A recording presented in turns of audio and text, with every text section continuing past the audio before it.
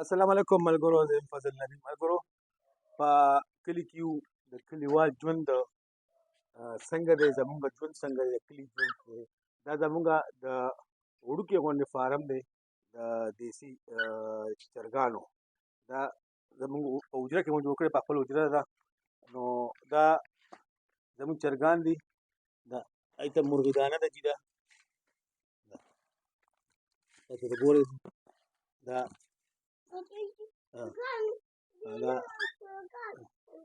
دا زمونږ چرګانې لږې دي، څلور پنځه چرګانې دي، څه بچي دي پکې، او دوه پکې چرګان دي. نن تقریبا دا څلور پنځه میاشتې مونږ مخکې دا واړه واړه بچي راوستي وو، او نن ماشاءالله ډېر ښه دي او دا په اګو باندې راغلي دي.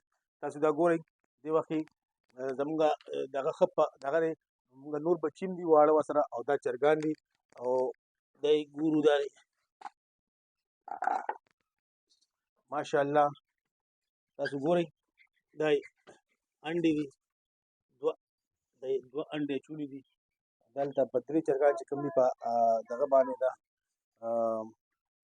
هغه په اګو راغلي دي، یعنې اوریجنل دیسي ښایسته خوراک. تاسو ګورئ، خوند کوي کلیوال ژوند، خپله مزه ده پکې.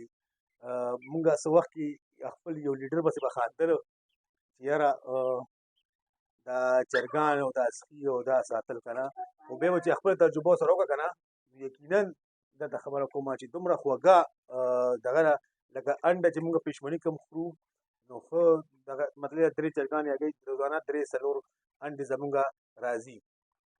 لږې دي، لکه مطلب څلور پنځه چرګانې دي، یو چر دی، او دا څه بچي چې کوم دي دا خو لا دغه نه راغلي، واړه دي.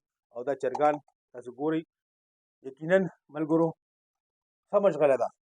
لکه پخوا به خو مونږ دا کتل چې کله مونږ واړه واړه وو، نو مونږ به دا کتل چې دا هر څه چې کوم دی نو په انډو باندې به کېدل. لکه مونږ به واړه وو، نو مونږ به مونږ نه پیسې غوښتې، نو هغې مونږ له انډه راکړه چې لاړ شه انډه دوکان ته یوسه. مونږ په هغې باندې به ځان له چبېړې مبېړې دا شیدونه به اخېستل.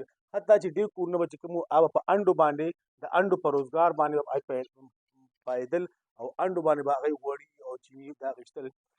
ملګرو، زما د دې ویډیو مقصد دی، یو خو د خپل فارم ښودل مې ته، او بل د دې افادیت چې کوم دی، د دې دومره زیات افادیت دی چې که وړوکی کور وي نو هغې کې پنجره کې چې وړه پنجره سړی وساتي، او هغې کې یو چرګه او یو چرګوټی دغه چې چرګه، لکه چې هغه وخت کې مونږ دا راوستل، دا مونږ په 300 روپۍ یا په 400 روپۍ هغه وخت کې دا چرګان راوستل.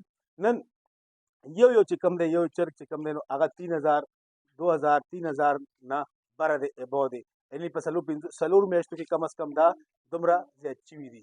ډېره مهرباني، مطلب دی زه څه چې انشاءالله تاسو زموږ دا ویډیو خوښه شي، او یقینا ښه وي، ډېر مهرباني دي. والسلام.